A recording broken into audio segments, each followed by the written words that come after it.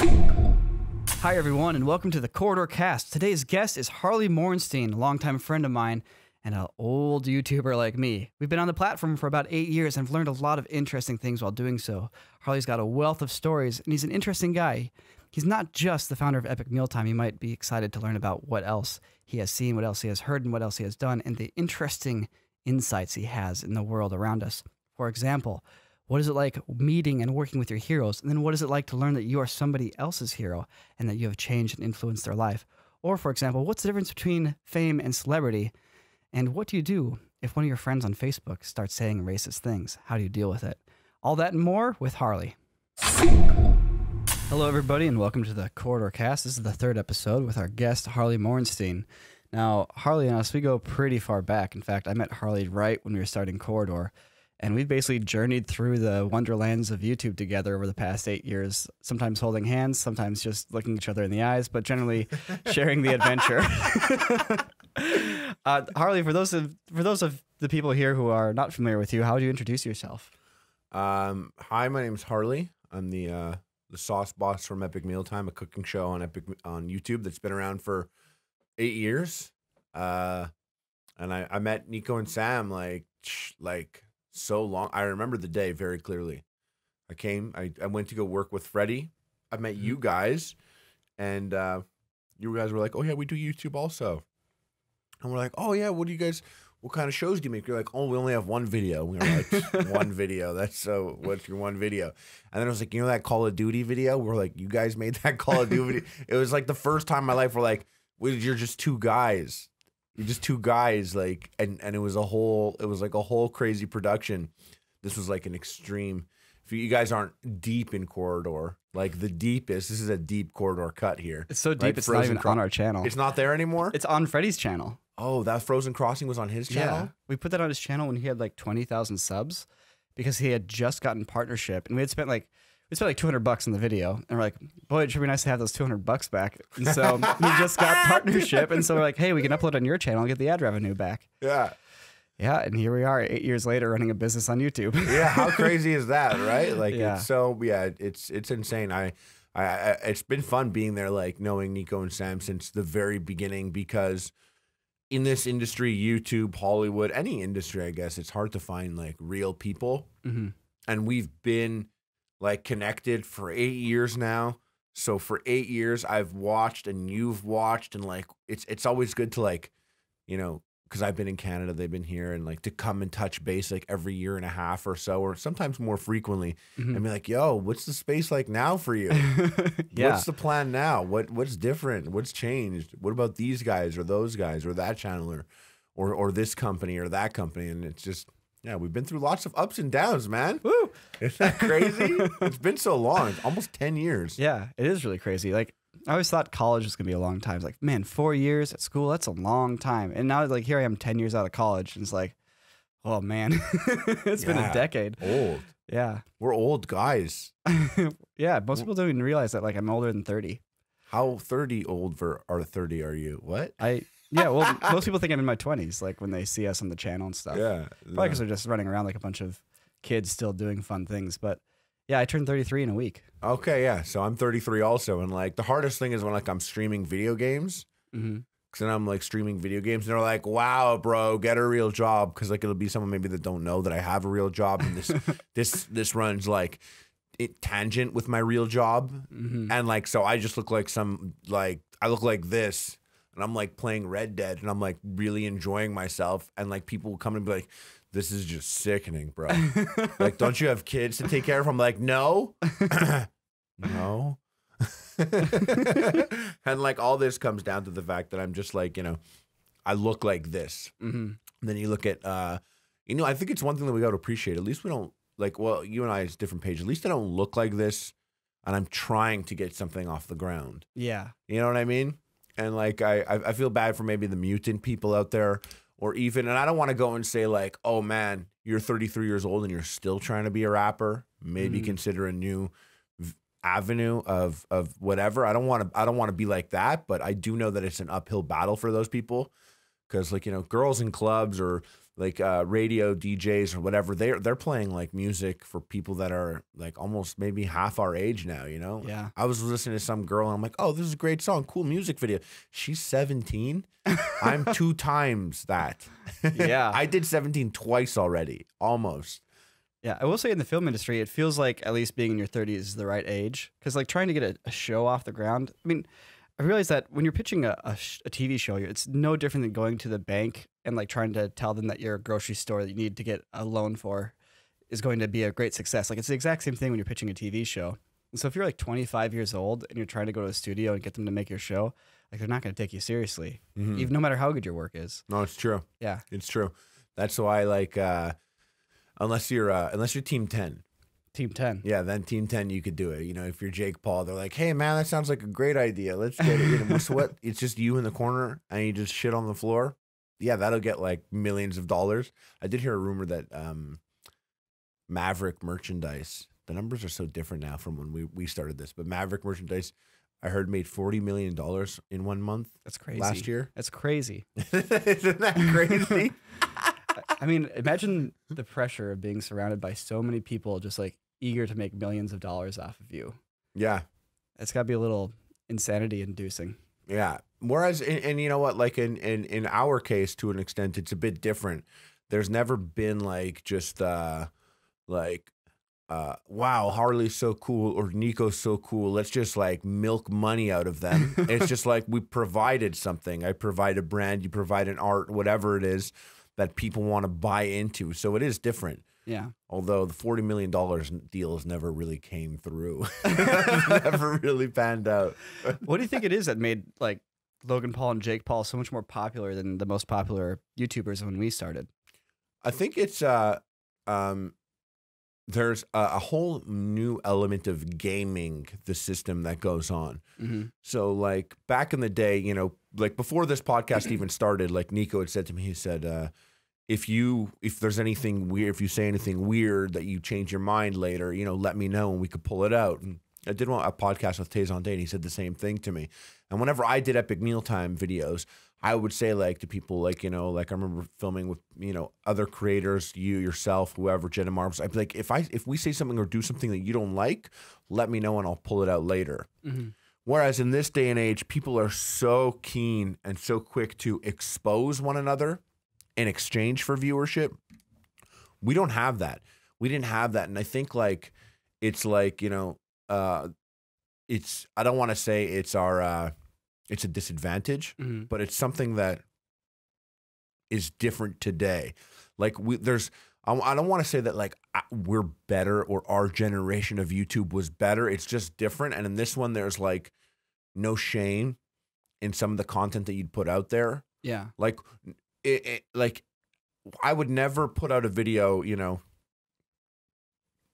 like exposing or even like I would never put out a video of me holding the camera and like looking into the camera and crying and admitting something just because I know that crying on camera gets you more views these days. You know what I mean? Yeah. I would never use like my audience as a means of therapy for myself to try and like reach a new audience of people that, you know what I'm saying? There's like a whole gaming there and I understand what it is, but I feel you and I, at least our channels never really went down that path. And in this day and age, like, you know, Logan Paul, when he put on glasses and he was able to see color and he cried for the first time. I mean, he saw color for the first time and he started crying. I was like, it's an awesome thing if that's, you know, if that's how it plays out. But, you know, even then, like maybe that's a private thing, you know, your first time doing that. What's private? What is, you know? Yeah. Maybe it's just because we do this for a living. So we understand the process a little bit more. Or maybe people have changed and like the ubiquity of phone, you know, cameras in your pocket has changed this and I just haven't realized it. But it feels disingenuous to be capturing those emotions because you had to consciously take out your camera. And cameras aren't take it out, hit the button. It's take it out, turn it on, make sure the battery's charged, make sure you got space on the card. Oh, I have other footage on the card. Maybe I need to dump it. Okay, is it in focus? Now it's in focus. Am I in the right frame rate? I'm in the right frame rate. Hit record. How's the lighting? Lighting's good. Is it quiet? It's quiet. Okay, start the tears. And then being like, guys, I don't know how I'm going to start this video. It's like, well, we're on step 15 now of starting the video. So let's just keep going. You know, you keep in those extra bits where it's like, I don't know how I'm going to tell you guys this. And it's like, you know how to edit. You know that you would normally edit all that part out, but that's part of the game, like the manipulation aspect. And, you know, I always thought that, you know, videos were to be fun things. And I definitely think that it's cool that there's some videos out there that some people can relate to. But I always get like weird when I see like a video and it's giving people like I even feel weird just saying right now, I wouldn't don't give people like mental health advice. I feel weird even saying it because I know so little on the subject. How can I say to say it or don't say it? I don't know what's best or what's not best. But I always feel weird when I see like, you know, some like crazy ass YouTuber like preaching to the audience about like mental health and how it is and how it should be and how it should. And I'm like, I know this is going to get a ton of views because this is like a sweet spot. But at the same time, like you're like, you know, are you the guy right now to be saying, are you the girl right now to be saying that to the audience? And I sometimes wonder, I'm like, are they playing the game right now? Am I getting too caught up in being like, don't do that? Or should I just be like, oh, respect their grind. They're doing the grind. They're milking the system, you know? Like, who am I? Like, you know, there's hungry people out there and we'll have like 5,000 bacon strips and be like, uh-oh. So it's not like I have like a moral high ground. But at the same time, like, I know there's this, I don't know why I said like, that's throwing away the food. That's me hosting. That's me hosting.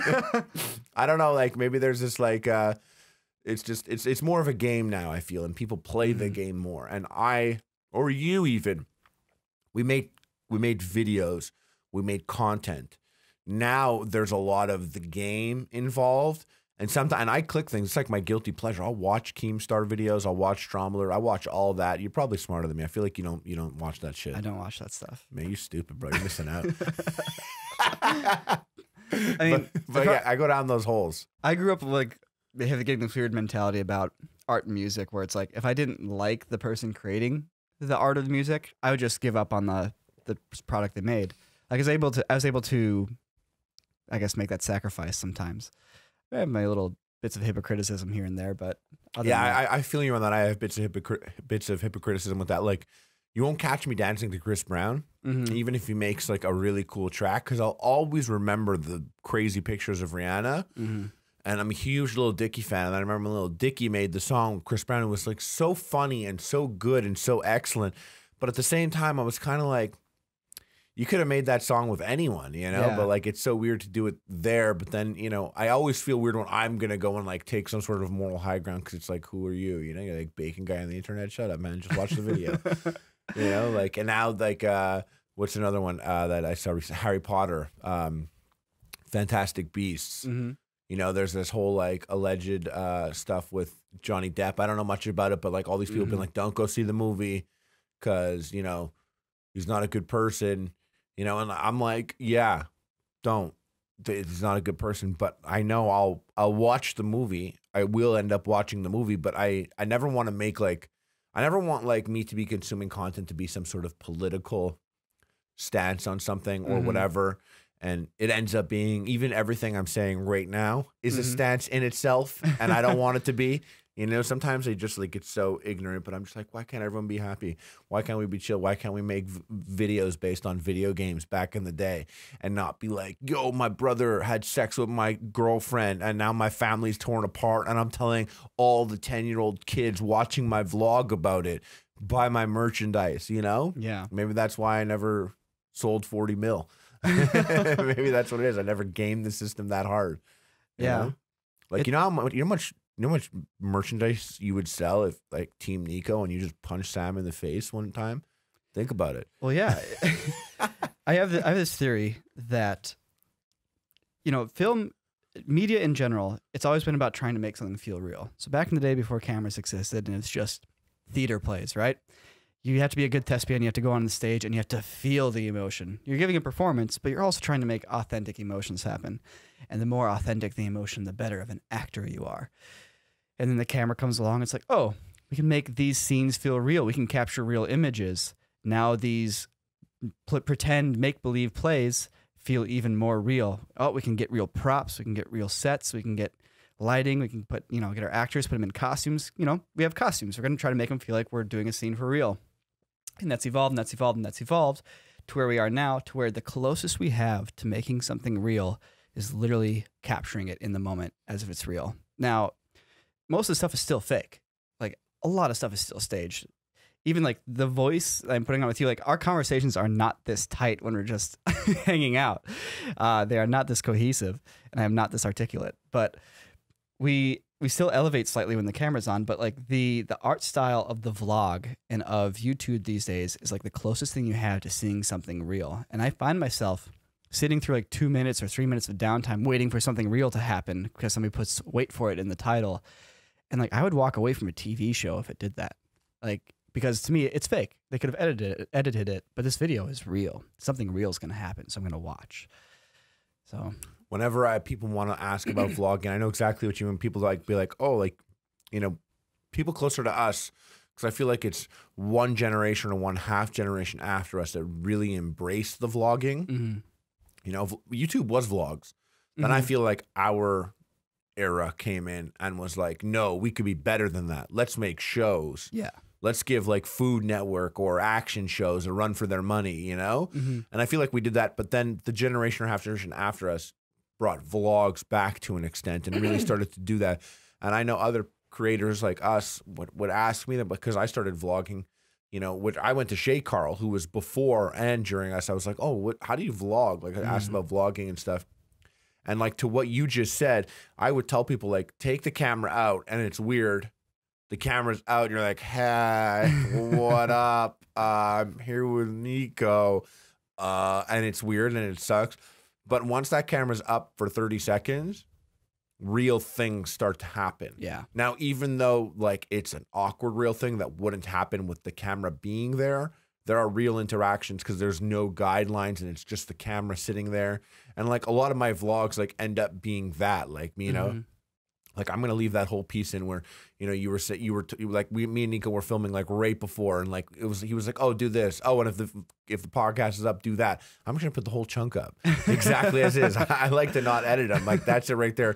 That's the real moment. That was us like breaking it down. How's the best way to go forward with this? And I agree. It's like, there's like TV vlogs. They're completely different. What we would walk away from or not walk away from are so different from the content that gets put up nowadays. Like people don't like on TV wouldn't want to see like a real life, you know, or at least we thought wouldn't when we were growing up, watch like, you know, a brother have sex with his little brother's girlfriend and like rap about it, you know? Yeah. And it's like back in our day, it's like, that's kind of nauseating and messed up, you know? Yeah. But like in this day and age, and that's why I say it's my guilty pleasure. I'm like on Drama Alert. I'm like, yo, fucked his girlfriend. That's his little brother. What if my brother did that, you know? And then my dad vlogged his vlog being like, well, it's my boy. It's always in competition. Careful or your big brother's going to fuck your girlfriend. Like, Do you think that's putting people more in touch with the human condition and what it means to be human? Or do you think that's just messing everybody up? I don't want to say like, once again, like I always got to put in perspective, like, who am I? Where do I come from? What is my voice? I can only assume that traditional TV personalities on Food Network would watch my channel of us making a tater bot, like a 6-foot robot made of tater tots. And like, you know, and they'd probably look at me like, that's just ridiculous. That's just mass consumption. There's no complete disregard for culinary world and this. So I can't ever get on a high horse, but at the same time, I could just, you know, if you understand that that's where I'm coming from and I get that about me, I could look at it and be like, yeah, I think it messes up some shit. I feel like it messes up some shit. Like, you know, I was, you know, I watched that whole Shane Dawson documentary stuff. And the one thing it kills me, because it sounds like a movie script, but like that, like Alyssa said to Logan, she was like, because Logan had, let me catch you up because you don't watch drama, but like Logan. Give everybody a little catch up here. Logan had sex with Jake's ex-girlfriend. That's his little brother, so that's like a big deal. Oh, that's the little brother you're talking about this whole time. Yeah, his ex-girlfriend, and she felt bad about it, and she said to Logan, she was like, can we not, that was a big mistake, we shouldn't have done that, can we not talk about it? He was like, not talk about it. He's like, I'm gonna vlog it. Ooh. And she was like, oh, please don't do that. Like, why would you? He's like, because I'm a fucking maverick. And like that sells $40 million of merch. For me, that's like what wrestling is. That's wrestling. Yeah. But that's like not, it's, you know, wrestling is a show. You know what I mean? Yeah. These are like real lives. Like you said, you said it like, you know, a bit earlier in the podcast that people forget that Did you say that before the podcast? It's before we started? started recording. Oh, Nico had Here, said. let's recreate the moment for everybody. Yes. Isn't it crazy how like when you're looking at shots online of people, like they don't feel like people anymore? Like when you see somebody in a GIF, it's just a facsimile of a person, a character that just exists for that blip of a moment. But you forget that outside of that GIF, they're still a real person. It's true. It's totally true, which is why sometimes people come up to me and they touch me on the street, a stranger.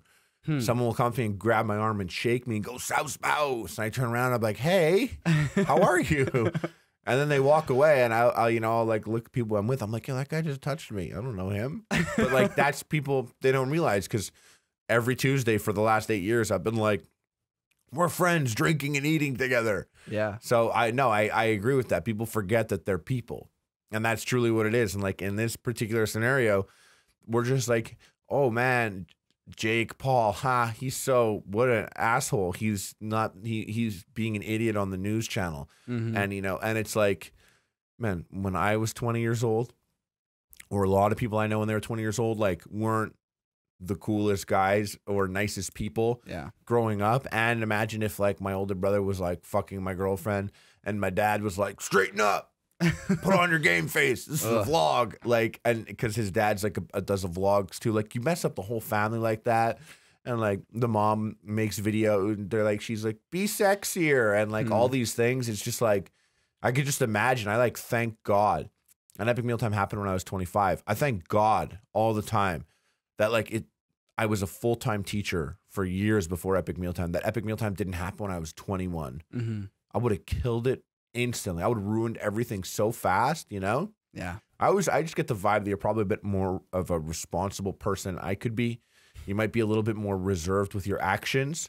Whereas I'm like, yo, let's fucking do it right now, man. Roll the camera, baby. No, if I was 20 years old and the same thing happened, yeah, I'd probably just be, well, it's a little bit different because I was like a big action movie kid. I mean, I still am an action movie guy, but like if I was 20 years old and somebody came to me and was like, here's $1 million, make this crazy gunfight movie, like I would just get taken advantage of so hard in the Hollywood system. I'd be like burnt out and broke by the time I'm 22, 100%. Exactly. There's so many things that like I'm happy with my timing, and you being the same age, similar to your timing is a big deal. Cause like, yeah, timing's a huge deal. Like Bad Baby, Cash Me Outside. That girl, Cash Me Outside. How about that? She went on Dr. Phil. We have a lot. We talk about so much, you and I, but we always got to cover video games and sci-fi and movies that we never. I never share with you all the stupid things I watch on the internet. But it was that girl that went on Dr. Phil. Okay. And she was like, "Cash Me Outside, how about that?" And then it ended up being this huge thing. And like she's like that her tagline. That was her tagline. And then she like made rap videos and stuff. And she was 14. And I would see people on my Facebook list, writers and stuff in Hollywood, and they'd be like, "Oh, I can't believe this stupid little bitch is like so famous. Why are we making this trash famous? Blah, blah, blah." And I always had to jump in and be like, that's a 14-year-old girl. If you don't like that she is, like, this is our world. It's not like you can't get mad that it's her. Like, it's us. Like, this is like, it's even like the box that she is growing up in is the box that we created. We made this box of YouTube and viral videos. And it was funny to like, be like, oh, Chocolate Rain, haha, let's share it 1 million times. Or like, oh, hide your kids, hide your wife, let's share it. Like over the decade, we made this box. And this box can make a girl like her thrive in, where she tells Dr. Phil's guest, Cash Me Outside, how about that? And she ends up being like a big deal, and she can make rap videos and all that. And everyone gets so mad, like, and calls her trash. And maybe it's because I used to be a teacher. I'm like, that's like a young girl. There's like, she was in a bad place before this. And we just made this world. She did one thing. She got TMZ came up to her outside once, and they were like, oh, Kim Kardashian wants to work with you. The Kardashians. And she was like, I don't want to work with the Kardashians. They just have sex on tape. Like, no one cares about them, whatever. Wow. And walked away. And I was like, like, only a 14-year-old could be so bold. Anyone, no matter what, even if you bash it, you'd be like, Kardashian, work with me? Oh my gosh. Like, what are we going to cook on Epic Mealtime? I'm sure maybe under some circumstance, it'd be a dope ass video, Kardashians in a quarter digital video. You guys are showing her how to like hold a Chris Vector or something, and how to reload it for the video. I don't know, man. I don't know what would happen. I like to feel like, be like, yeah, screw that. Fuck the Kardashians. But then like, The content would be too fire on your I channel. don't know, man. Yeah.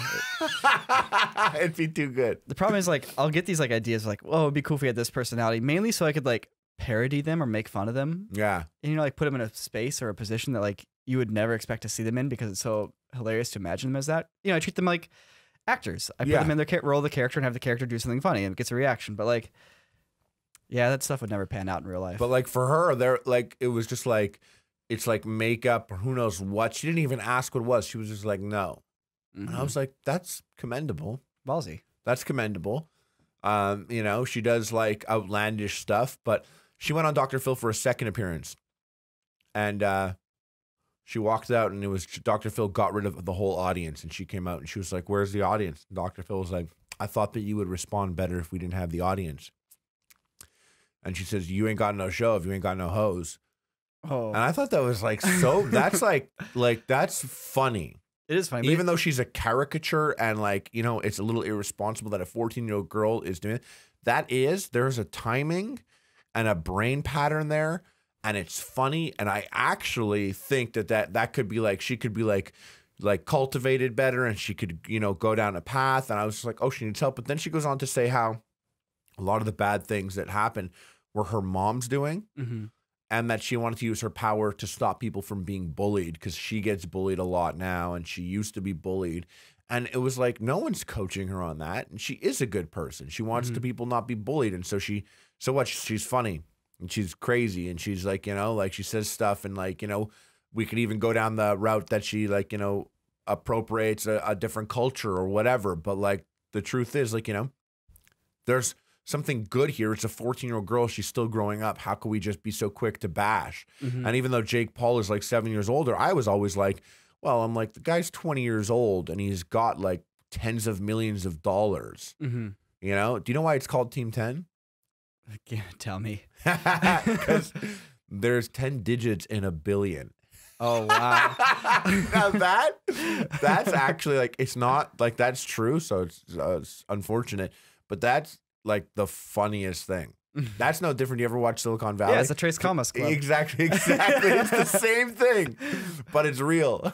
Yeah, Silicon Valley is like, YouTube is not Silicon Valley, but it's close. So close. So close. So very close. Yeah. Enough to make that show both scary and funny when I watch it. Yeah, that show is, oh my God. I love that show. It's so good. It's so funny. And it's so on the nose. And like, yeah, that's Team 10, like the 3 Comma Club. Like, you know. And I thought that was funny. And I always like, you know, like for me, it's like, well, what do we expect? We're mad.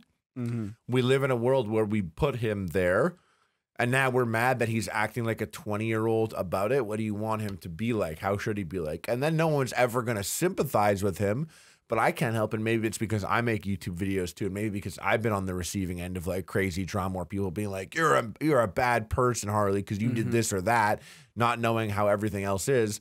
But in this particular scenario, it's like, man, his like, you know, the relationship with his brother and his dad, everything is on camera. Everything is there. You know, it's like, I don't know. I feel like it's not as simple as just like, oh, he's a douchebag. Yeah. You know what I mean? Well, I wonder if there's probably not any balance there. Like other people have that balance where they go on camera and like they have these extreme moments, but who they are on camera is different than who they are in real life. And there's a balance in real life that they obviously hide for the camera.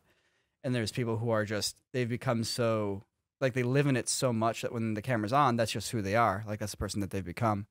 And you can't always tell the difference, you know, in watching the videos on YouTube. If somebody has embraced that role so much that they are now method acting for all of their life versus just turning that character on and playing a character just for that video. And it's scary when people don't realize that you don't have to act. You don't have to be a method actor for your entire life to just be able to make it work on camera. Just practice being the character you want to be on camera. Do some writing. Like, it's okay to be fake. It's okay to fake it because at the end of the day, it's all fake. It's all acting. Yeah. No, that's the biggest thing. I actually see. I don't know them well enough to know like when it stops or if it stops or how it is. I have a or feeling whatever. it doesn't stop anymore. Yeah, but the cameras are always on there. That's the thing. Is like there is no. You have so much off-camera time in your life, you know, and it was something I had to learn as well. Like when the camera is off, when it's not a thing, you know. I used to go and hang out with other YouTubers and be like, shit, I have to act like the sauce boss, or they'll tell people that like, you know, I'm a fucking nerd in real life. So I'd go and I'd be like, yo, where the bitches at? Let's get drunk. And in my head, I'm like, I got drunk last night. I really don't want to get drunk again. I'm like, Jack Daniels, give it to me. Oh, I want a hamburger. So I'm like, I just ate lunch. I really should eat this hamburger. But like, I was like, God forbid people know that I'm a real person. And I had that at like 26, 27, you know? But I agree. It's like, it was a learned skill. But imagine at like being like 17, 18, 19, 20 and being there and living in a house called the Team 10 house where there's like 40 people that all have cameras. And they're like, we always want the cameras on like you. And it's like, I could just imagine like, you know, we're going to make some weird mutated people. That's for sure. Yeah. That's what's going on now in life. YouTube. This is our fault. This is your stupid Call of Duty video that you put up did this. You know, you talk about YouTube ruining the world. I read this essay back when I was in school, and it was talking about gatekeepers of media. And before the internet, you had, you know, ABC, NBC, CBS. I can't remember how many more there were, but like that was the big three. I guess Fox to a certain extent and WB. But there were gatekeepers of media. Though you don't really only get the news from those shows. And so the people in charge of the news would decide what was important, what wasn't.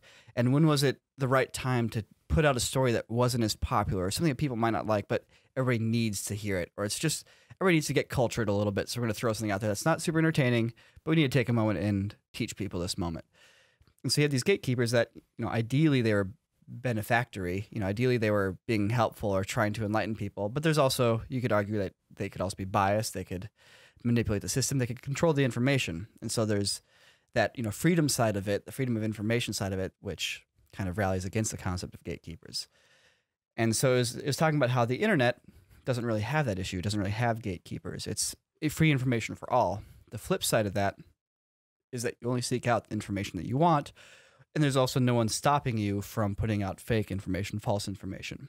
Now, back then, and honestly still a little bit now, I was all about, you know, freedom. You know, let people do what they want. Let them live their own lives. I got the libertarian streak in me, you know. Let people disseminate the information they want to disseminate and rely on people to pick up what they want to pick up. Looking at the internet now and seeing how it's evolved over these 10 years of not having gatekeepers, of not having any centralized information, so to speak, what side do you feel like you would stand on? Do you feel like you'd stand on bringing back some of this curating of media, or do you think we should keep going down this realm of just letting people find their way in the Wild West of online? I think that's such a excellent question. Because, like, you know what? Like, I feel like we're in a weird gray area right now. And the gray area is that things will be different, I think, obviously things will be different in like 5-10 years from now. Yeah. But things are different now in the sense that like Facebook was not a place where people got a lot of their news. Facebook was like where you went to go, you know, speak to family members, whatever, whatnot. But I have some rules that I operate on, and I can't go left or right on this decision right now. I can't decide. I'm just kind of like, let's see it play out more before I draw my line in the sand where I am. Let's see where it goes. But I do operate on a couple rules. I go on Facebook sometimes and someone will say something that is like outlandish to me. Like, to me, is racist. I think it's racist. And I understand that they don't think it's racist. And they'll say something racist on Facebook, and I know this person, and it'll get a bunch of likes, and people will go in their comment section and be like, yeah, finally, someone, right? Wow, I can't believe people think this is racist. It's not racist. And in my head, I'm like, it's definitely racist. But I don't think that person is bad, or I don't even think that person is racist. But what they're saying is, to me, a racist thing. For example, I have friends that will remove that person from their friends list. My rule is I would not. I will go on the comment section and I will state how I feel, or I would just be like, you know, I don't think you're racist or whatever, and I don't want to offend you if I think that the statement is ignorant, but it is a racist thing. And I just want to let you know that that's how I feel, because we are friends. You respect me, And I think it's important to know that in the echo chamber of Facebook and how you could so quickly create your own echo chamber when people remove others from their friends list because they don't like what they say. I always think it's important to know that, for that person, I'm like, the way I see it, I'm like, that guy, he needs me. He doesn't know he needs me. He needs me to say there are people that you respect out there that disagree with you and think this is racist. Even though you have all these thumbs up and all these comments, I'm the type of person that will put my name there and say, I disagree with you on that. And that's important. And then this guy is important to me because I can't just be like, oh man, what? There's a black president. Racism's dead. No, look at what people say on Facebook all the time. Yeah. So Facebook is a messed up site. I go there a lot. People like to just think that they know everything or that they are like, they really see how it is or whatever. The amount of times, here's a touchy one. People will go out and be like, there are two genders. Shut up. That's and people are like, yeah, finally, man. Tell them. And I'm just always wanting to go in there and be like, wait, hold on.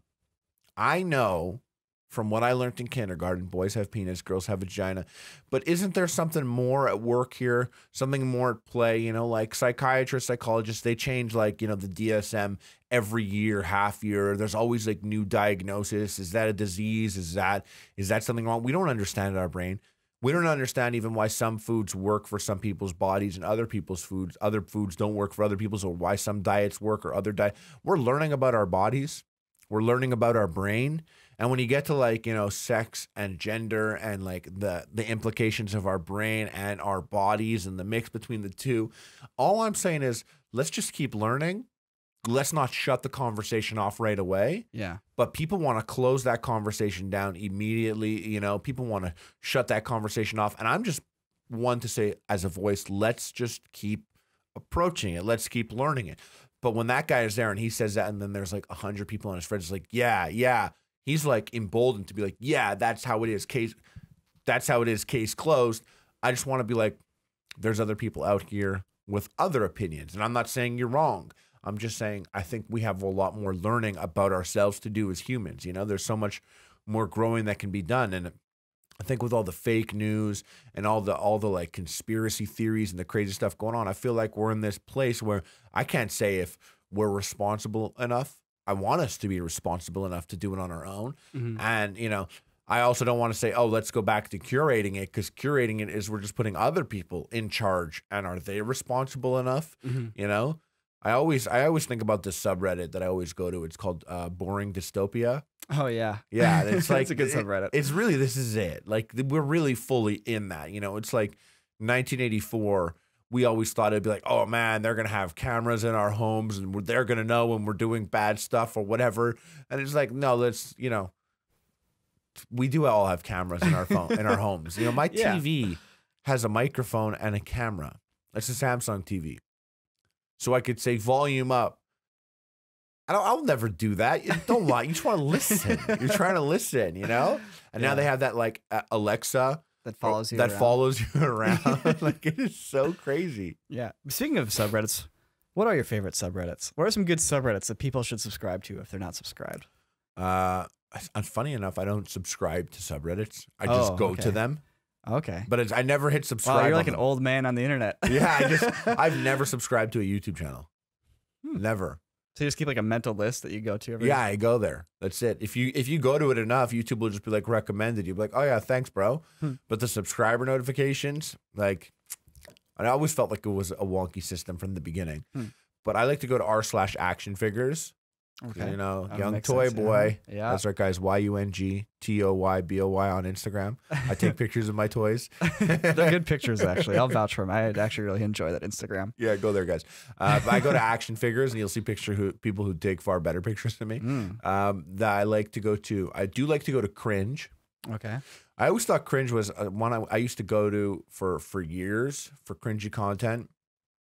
And it's so funny because I would go there. It's really funny when you're on cringe. You're like, oh, that's embarrassing. Haha, we're all making fun of that person. And I click the next link and it's happened twice. It's me. They're washed up food guy, hitting on Hannah Hart. And it's me and Hannah Hart have this a relationship. We're friends, And it's this one piece, if you take it out of context from our entire video where I'm making this joke and she's playing it up and I'm playing it up, it just looks so cringy and awkward. But you're missing the whole 5 minutes before and after that's set up to that. But like I'm watching, I'm like, oh no, it's me, you know? Or it's like douchey food guy and Jenna Marbles hosting this terrible show in Toronto, and like I click it and it was like this hosting thing we did. And I'm just like, yeah, I could totally see how this would be cringy, you know, especially if you come in with like the mentality that this sucks. But like then I also go on that site. I like to like, you know, watch those videos. It's interesting about subreddit of cringe is that like H3H3 and like Pewdiepie like have made such views off of that subreddit, just going like, you know, the top rated videos, looking at the top rated comments and, you know, vocalizing it and visualizing it into video content, which is what Epic Mealtime did with food content on the internet, just vocalizing it and visualizing it for everyone else, you know? So like, I like those subreddits. They're interesting. I like, I always go to gaming. Yeah. I like prequel memes and sequel memes. Oh, those are great. Yeah. I like what's another good one? You ever go to mealtime videos? No. It has nothing to do with Epic Mealtime.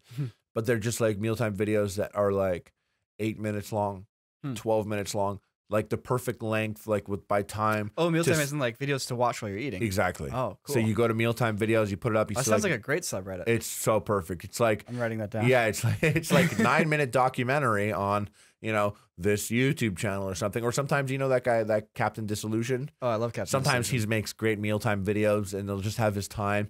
And like you'll sit there, you're like, I got a grilled cheese sandwich. I need like 6 minutes. You know? Have you watched his presentations he does? Like, because he gets called to like do various like presentations like at a conference.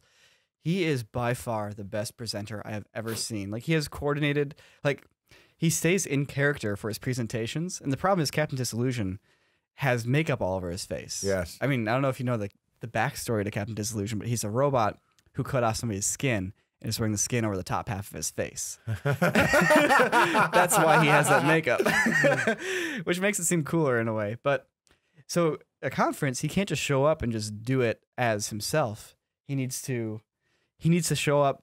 And if Captain Disillusion is going to give the conference, he needs to come up with a way to make, like, so for example, the most recent one, he's going to take a wormhole to the conference and he has his intern, Alan, at the conference. And then the wormhole messes up and it just swaps their minds. So Alan goes into the mind or goes into the body of Captain Disillusion, and Captain Disillusion's mind goes into the body of Alan. So the intern, who's just him without makeup on stage, gives the presentation as Captain Disillusion. But doesn't do the makeup thing? Yeah, well, without the makeup, but on the video he cuts to once in a while is Captain Disillusion in makeup as Alan, like trying to fix stuff on the ship to come back to the stage and continue the conference. It's just like that level of orchestration. Has he done a TED Talk before or something like this? Yeah, he's done a TED Talk too, I think. But a Skeptics Talk. He did a talk on a Skeptics conference. Because, you know, obviously his whole channel is kind of based around skepticism. Yeah. Of videos. You know, kind of what we were talking about. Everything's fake. Yeah. Yeah. And that's one guy that I've been watching for like every I guess like 6 years ago or so, like every like year I'd be like, oh yeah, this guy. And I'd watch like 5 videos in a row. And then I'd be like, oh yeah, this guy. But he never got the love that I feel like he's really fully deserved. Yeah. Like even just putting on that makeup. You know what I mean? Yeah. That's commitment. Yeah. He likes it. He loves it. He loves what he's doing. That's good. I feel like he's finally getting the recognition. You know, he's not going to be huge. He's never going to be a team tenor. But I feel like he's achieved at least the dream that he's never going to get big enough where like his big brother will fuck his girlfriend. Right. Yeah. Maybe that's for the better. But he is big enough now where he can be making a living doing what he's doing full time. And I feel like at the end of the day, that's the dream. Yeah.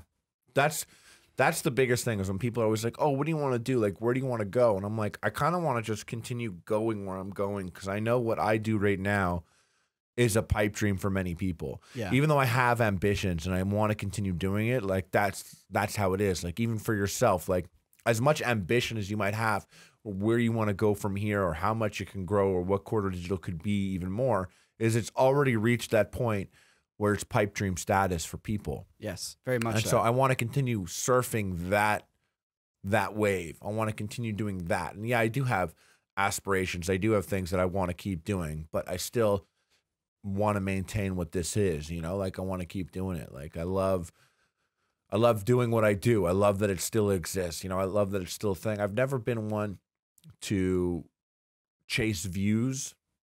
I've never been one to chase money. Mm-hmm.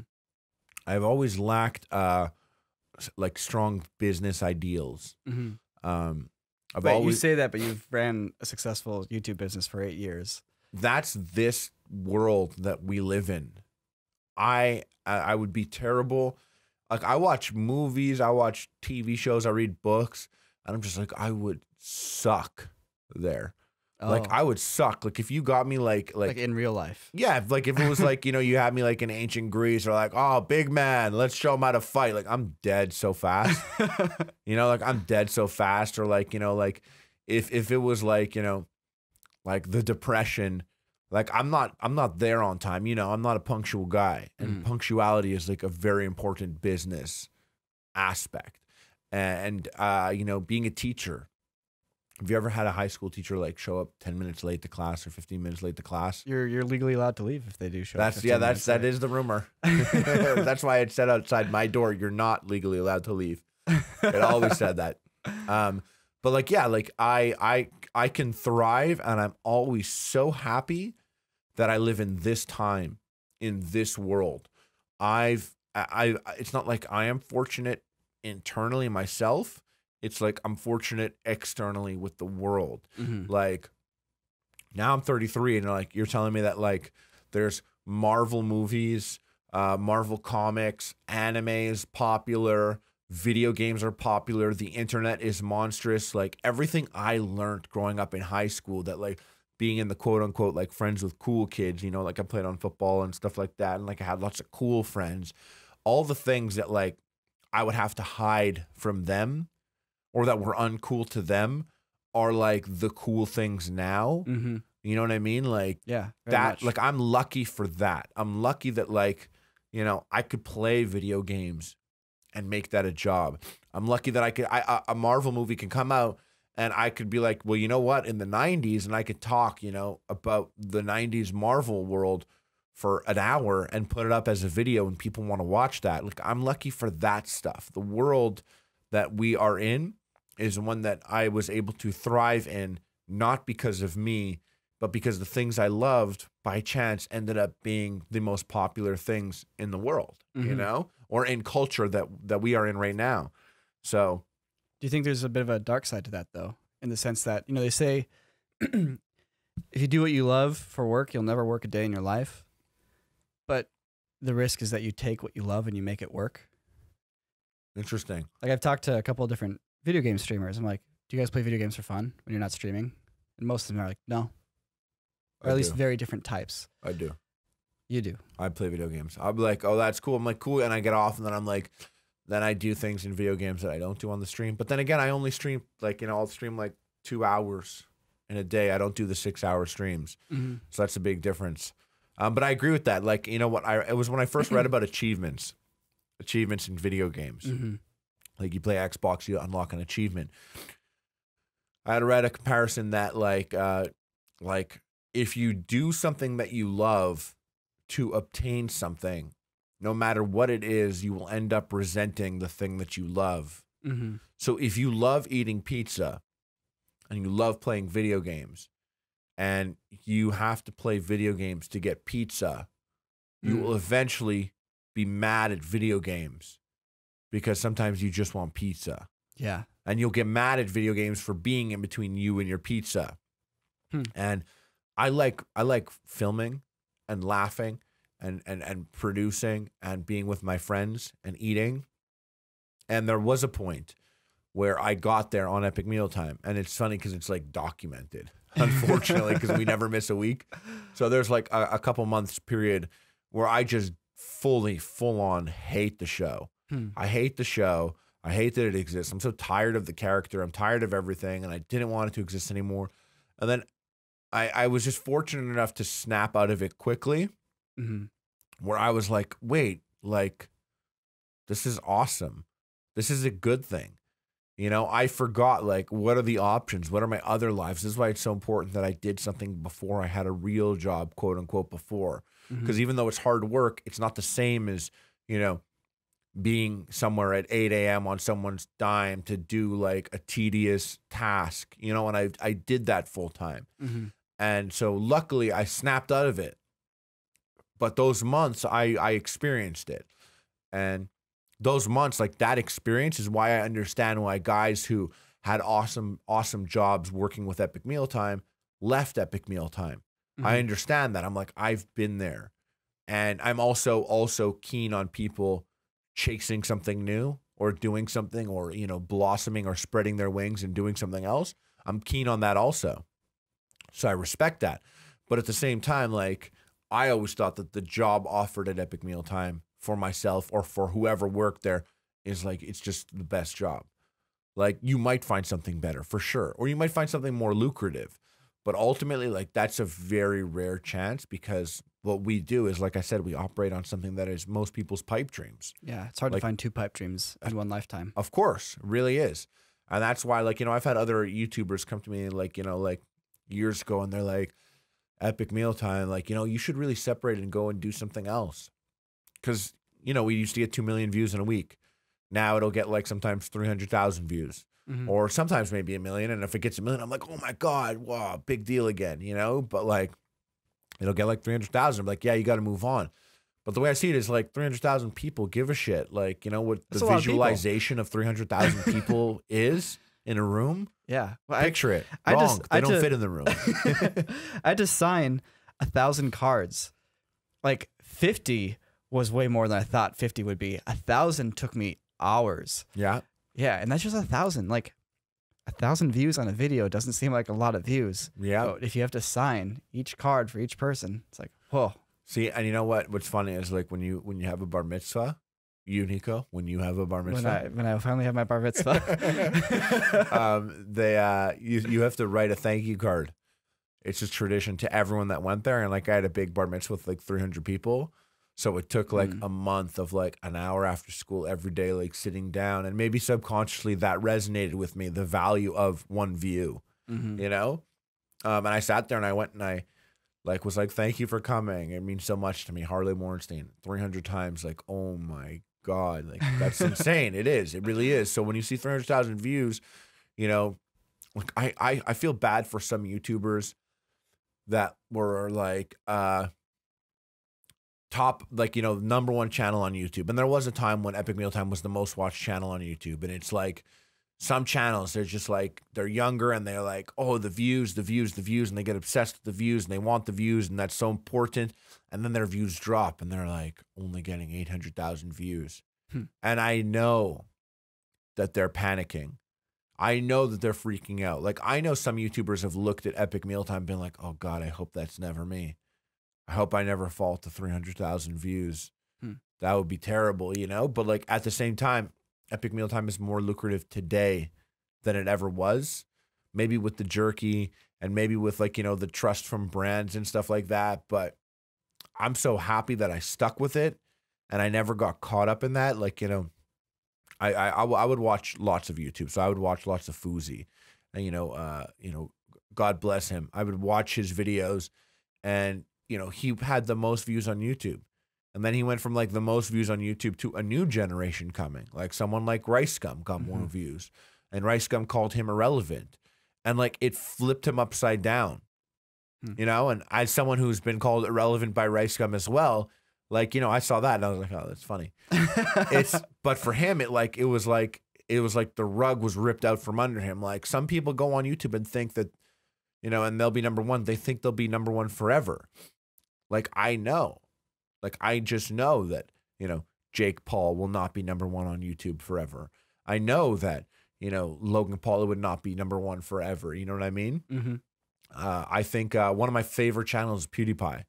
Like, he's got, like, an incredible work ethic, and I think his content is really relevant. I like watching him a lot, and I think that's someone who is more of an anomaly than anyone else I've seen on YouTube, because he's like, I've never seen someone surf it so well over the years. I've never seen someone continue to adapt and evolve and do it daily and surf it like so well that I'm curious how he would react if he was not there anymore, you know, like, or how it would be passed up by T-Series here. Yeah, I know. I know, right? Yeah. So it's even by the time this comes out, who knows?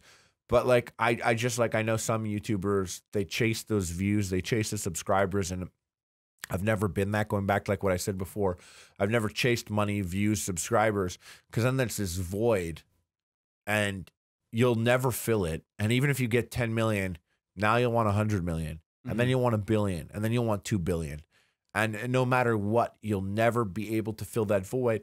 And so what I've always chased is surviving another day doing it. Just surviving another day. And if it means that like I can't get the best camera or the best computer this time, or I have to do more work, or I have to replace some, or whatever it is, no matter what, or if I have to move cities, doing it another day, another month is the most important thing to me. And I am like, I almost feel like in some ways I'm on borrowed time. Like where I'm like, man, this could have ended 4 years ago. And I'd be like, that was so crazy. I never thought that would happen in life, you know? But like, here it is 8 years later. I always said Epic Mealtime would be done in 5 years. I said you can't make a bacon joke for more than 5 years.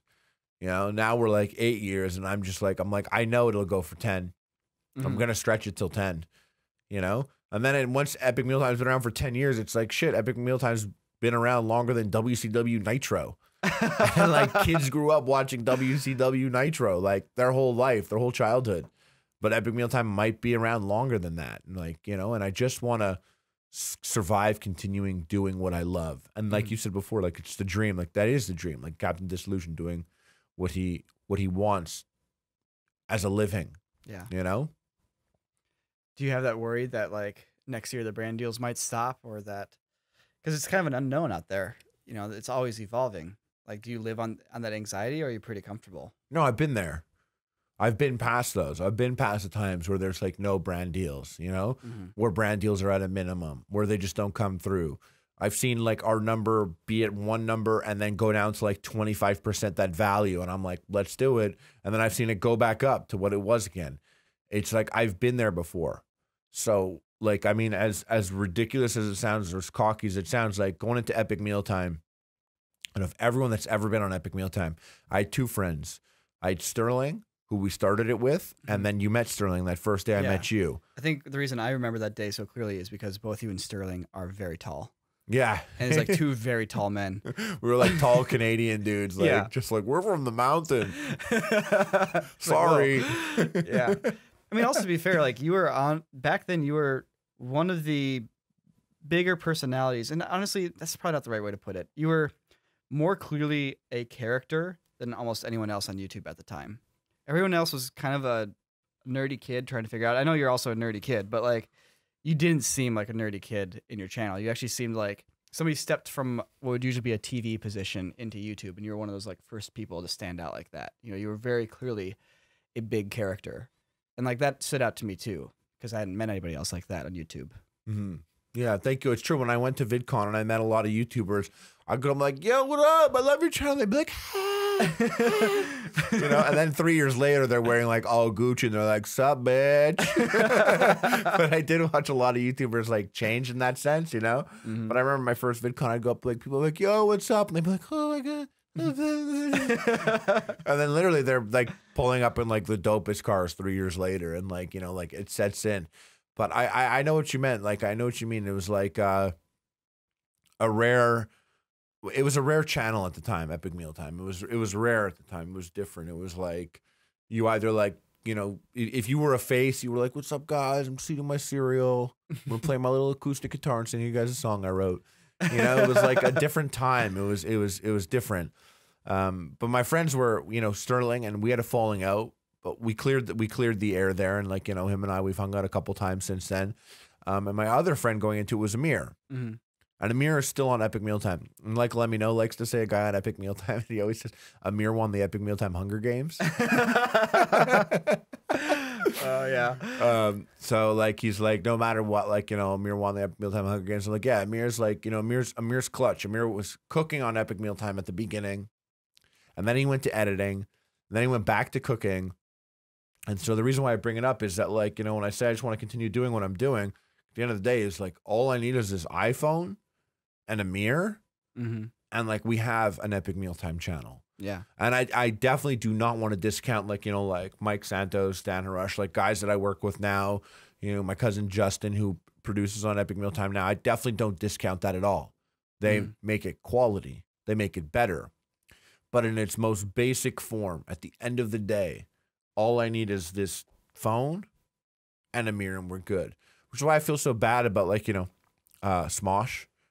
Like Ian Anthony is like the bank owns Smosh now. And it's like Smosh is dead. Yeah. But it's like, damn, all Ian needs is a cell phone for something to be Smosh. That's it, you know? Yeah. Do you find that, like, you and Amir, you guys are still friends outside of being on the show? You still hang out? Huge. Yeah, big friends. Yeah. Like, we talk all the time. Like, you know, like, the office that we have is like, you know, it's like a setup similar to this. But like me and Amir like often sleep there. You know what I mean? We play video games on and off camera. Speaking of the achievements and like something like being made to make you resent something, Amir hates video games.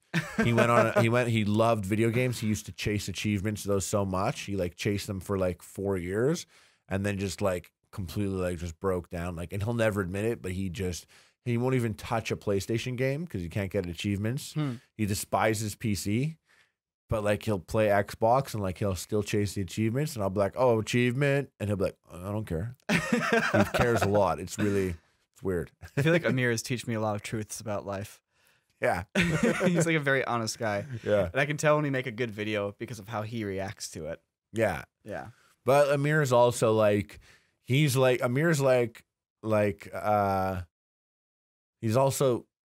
core fan, but he's also like the one that you might not even like if you really got to know. Like, I'd be like, yo, new quarter video is up. It was great. He's like, yeah. I'm like, what? It's not good. He's like, no guns. So like, because of that, like he completely missed out on how awesome the fidget spinner one was. Oh no. Because he's so one track minded about it. You know what I mean?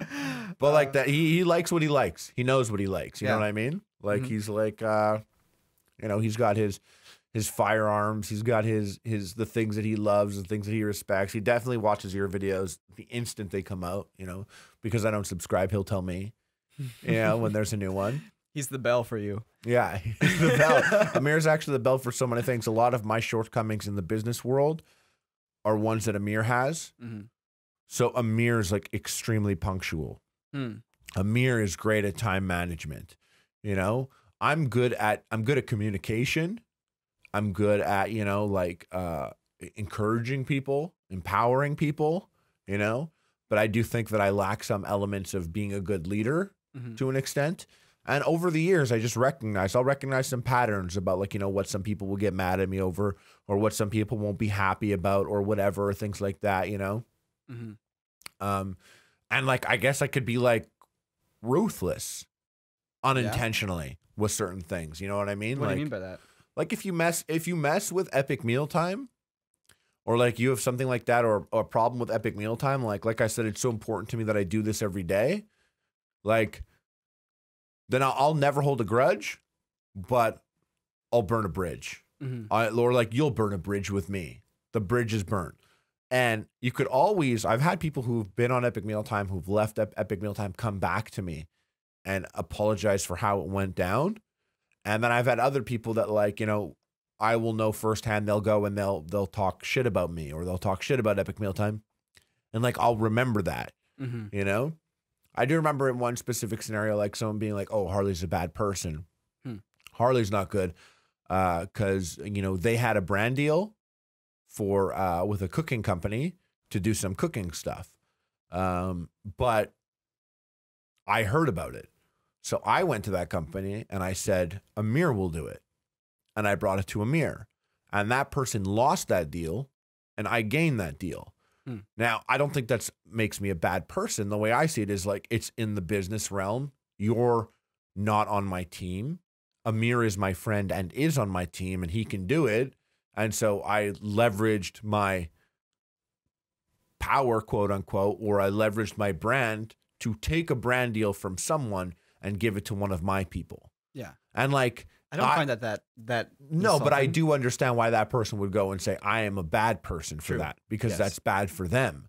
But at the same time, it's like, this is what I do. Like, I'll bring it to Epic Mealtime. Like, I'll bring it to my guys. I'll bring it to us. We'll figure out a way to do it. We'll make it happen for ourselves. Like I said, like, I want the people that have been on my team and are on my team to make the most of it, to experience the best parts of it. And I remember, like, I always compare it to Vince McMahon, who's not like, a nice guy, quote unquote, but is definitely a business guy, far more business than I would ever be.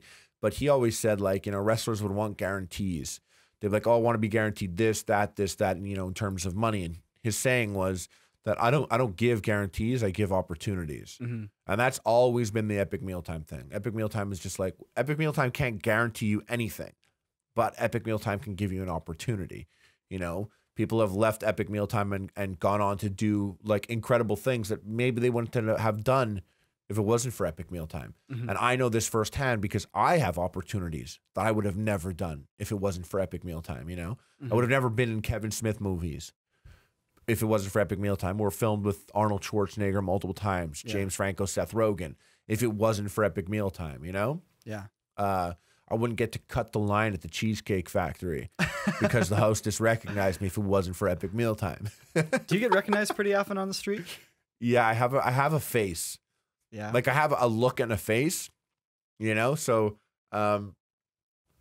when I go to, like, when I was at the Cheesecake Factory 5 days ago and there was a huge lineup and like I walked there and I was like, oh, how long's the wait? And he was like, oh, it'll be 40 minutes. And he looked at me, he's like, oh shit, I'll sit you right now. Oh, wow. I was like with Andy, I was like, see, this is what it's all about. Nice. So do you feel like you're famous? How funny is that? Eh? It's so funny. And you know what? I used to have a hard time because it's like, what a stupid thing to say. I'm famous. Yeah. I would say, yes. I would say, so are you? I would say that the reason why I would say that is because that is the world we live in. I am famous, you are famous, but I wouldn't say we are celebrities. I would agree with that. So that's how I would say it. But the reason why I say it is because, like, I know this girl with like a big ass and she puts like protein shakes on her ass and bends over and takes a picture for Instagram. She is very famous. By definition. By definition. By definition. That is the definition of fame. Like, it's just, I know them. And there are so many people I follow on Instagram. They are famous. You know how many people on TikTok with like 20 million Instagram followers that like you've never heard their name or seen their face before? Doesn't matter. It's not about you. They're famous. Like there's just fame. Fame is everywhere. It's literally everywhere. So what is celebrity then? Celebrity is this like, it's a different level. It's like, you're not even like who's just becoming celebrity, like just getting into that is that kid Ezra that played Flash in DC movies. He is like just breaking into celebrity. Chris Pratt has been enjoying celebrity for a couple years now. You know what I mean? Anyone in the Marvel movies, like, celebrity. You know what I mean? Yeah. But then there's a level of consistency in my eyes that make it a celebrity. Like Chris Pratt has that. You know what I mean? I feel like Weird Al kind of broke into that the past couple of years. I feel like Weird Al deserves so much more than he gets. Yeah. He's not in the Rock and Roll Hall of Fame. Really? Yeah. Isn't that weird? I feel like he should be. I feel like, I don't know. Weird Al is something. I think of Weird Al and like Andy Milonakis, like people that existed in our time that are just like would be just another YouTube channel style thing. You know what I mean? Yeah. Like we're lucky because we have Weird Al, but the kids these days, they have like Bart Baker.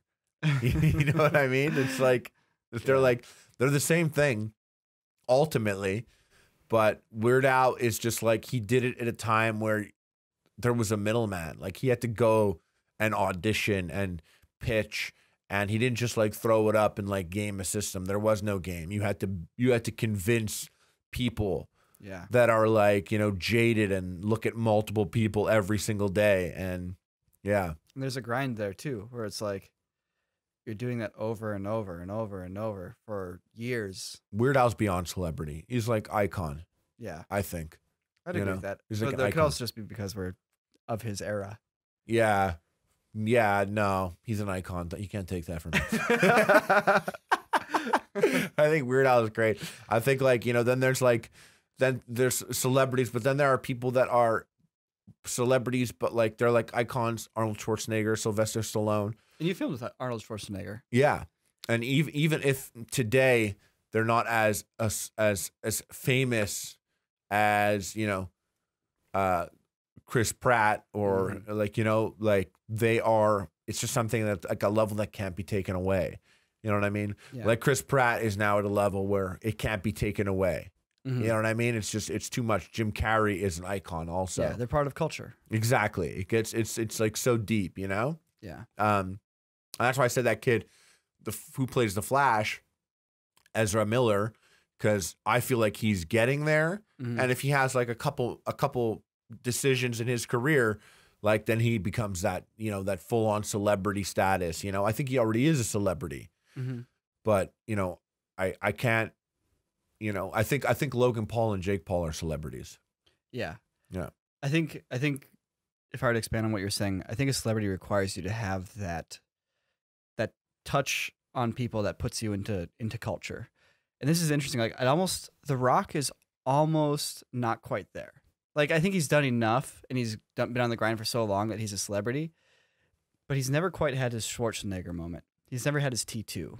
He's gotten close. He's got a couple movies that have been close, but he's I think the biggest problem with him is like, because as close as he comes, you get like the skyscraper and the rampage, and maybe that's what like slows that process down.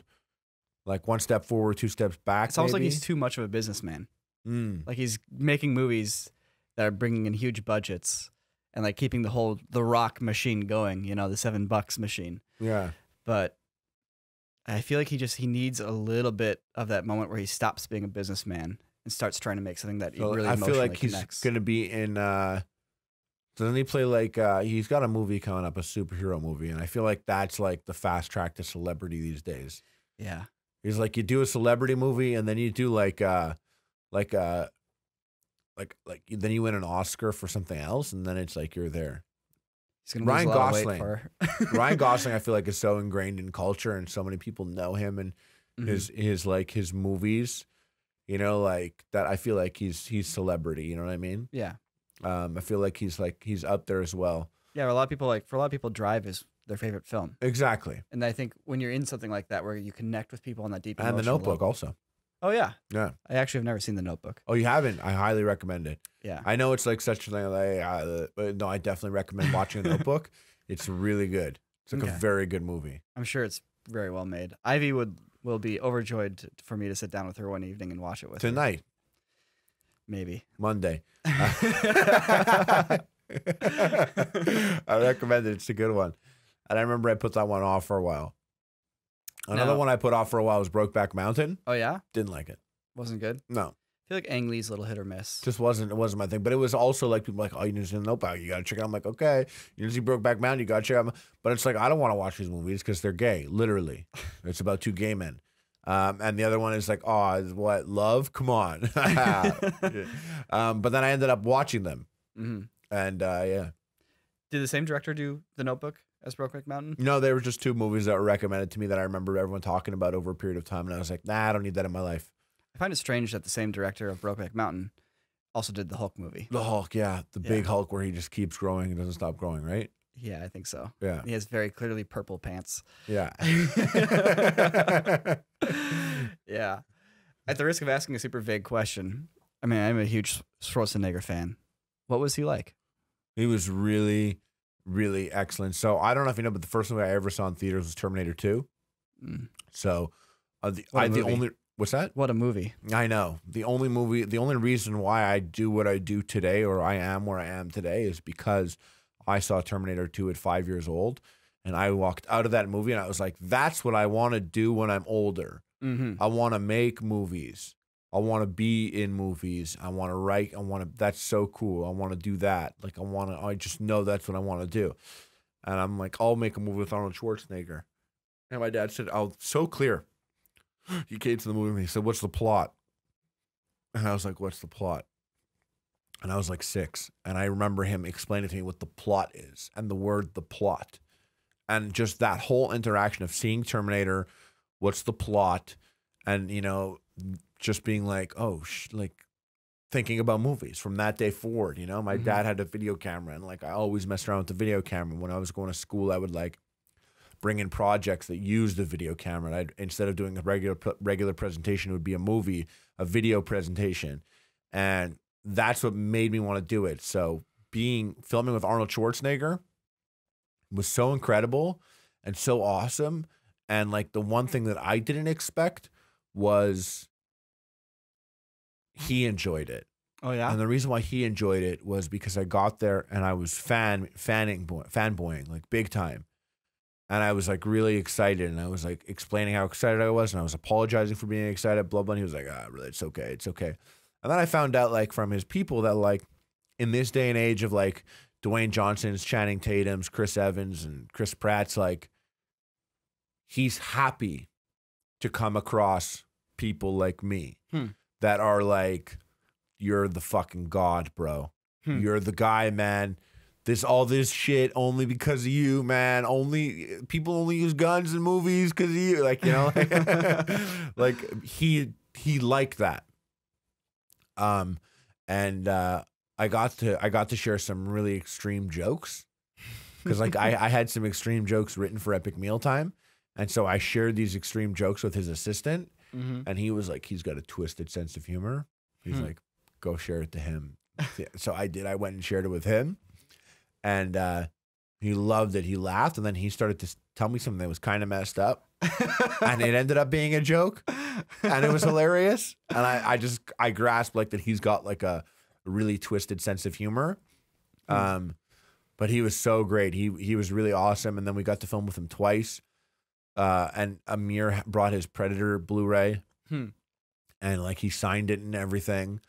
And he's just awesome. Austria gave him a tank. Austria, like he has a tank that says Schwarzenegger on it. That's pretty cool. Yeah. He's awesome. I love him. What's crazy is like what you don't realize is, you know, I grew up watching him 5 years old. It ended up being a thing, and I ended up doing what I do today because of him. What's interesting about YouTubers today is like they've experienced that with your channel or maybe my channel. They were 10. Yeah. And now they're 18. And they left high school and they've made their life decision based on the videos that they watched of yours or mine. And that's what's interesting to me is that when Epic Mealtime first started, I was just like, we're having fun, we're goofing off. But like in 2010, a common comment would be like, "Wow, there's no girls in the kitchen," which just seems so crazy to say that now, but that's where 2010 was at. Yeah. They thought the kitchen was for girls to make me a sandwich, you fucking loser, you know? Like, you know, that fucking dumb thing. So like they would say that to us, like that would be a common comment about like, "Oh yeah, you know, what are you doing? Let's get some girls in the kitchen." I didn't realize it at the time, but you know, there was like kale, organic food, blah, blah, blah. It was like intimidating food because if you wanted to get in the kitchen and cook and you weren't Jamie Oliver, then you were going to have Gordon Ramsay yell at you for fucking up the whole meal. It was scary. It was like, you go in the kitchen, you're going to get yelled at. Gordon Ramsay's going to be pissed. Yeah. So don't go in the kitchen unless you knew what you were doing. But we got in the kitchen, we goofed off. And I know people were like, hey, if this idiot's going in the kitchen, then I can go in the kitchen, you know? And I think about people that watched Epic Mealtime and they'd be like, they would send me like their chef knife tattoo. Oh, cool. I'd be like, I just graduated from culinary school, went in it because of Epic Mealtime. We ended up being like those people that we introduced people into the culinary world, you know? Yeah. I know this guy Fabio used to come to like our shoots when he was younger, like literally dressed like muscles, glasses. Now I see him, he puts up pictures. Like I even commented on one of them. I was like, bro, if I'm the sauce boss, I'm like, you're the pasta master. Because he's just always making these custom pastas and stuff, you know, way beyond what I would ever be able to do or what anyone on the shows would be able to do, because he grew up on Epic Mealtime and watched it and like learned from it and like pursued something because of it. And I could just imagine the type of people that probably were going to go and buy something and instead decided to save up and get a camera because of your channel or something of the sort. You know, they decided to make a decision based on how you inspired them. And I don't think about this much. I don't know if you thought about it, but I had someone, he saw me at the mall. He must have been like 17. He was like, "Oh my God, you're here." And I was like, "Yeah." He was like, "My childhood, man. You're my childhood." And I didn't think about that. But when you're in elementary school, time goes very slow. It feels like a lifetime. Yeah. Because it's like 90% of your life back then. Yeah. You know, but like those 5 years watching Epic Mealtime for him, that was his childhood. Like the people that would watch Corridor Digital throughout all elementary or all high school, the impact that channel has on them. Like, you know, you end up inspiring people, you know, like Logan Paul, Jake Paul, they grew up watching YouTube. They grew up watching people on YouTube. So it's just like, we've kind of like made a little rift in how society will be moving forward by introducing new players in the game in one way or another that will follow paths that we've done. Not that like I'm hyping us up like, oh, we're so great. It's just a matter of fact. Like, you know, there's 1 billion views on Epic Mealtime. You know, there's millions of subscribers. People watched it and people will be affected, you know? Yeah. And I don't know if you ever think about it, it's really trippy. I do, actually. I mean, it makes me really happy. And back when I was going to college, like right before I was leaving, I was done with high school. My grandma, I call her Maymay. My Maymay. Is it was your grandfather Pip Pip? No, he was just Grandpa. Oh, okay. she's French Canadian. She's from Quebec, so she got Maymay. She's usually super supportive and very kind and loving and sweet.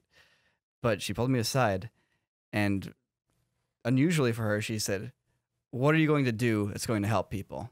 How is what you're going to go off to do here with filmmaking? How's that going to make any difference in the world?" And I was like, whoa, I've never been challenged by Maymay before.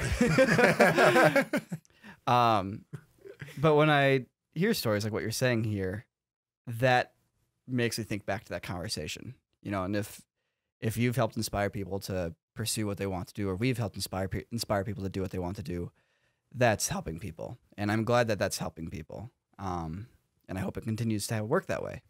So I agree with that. It's like one of those things where like back in the day, people be like, "Well, how does this help?" And I'd be like, "It makes people laugh, makes people smile."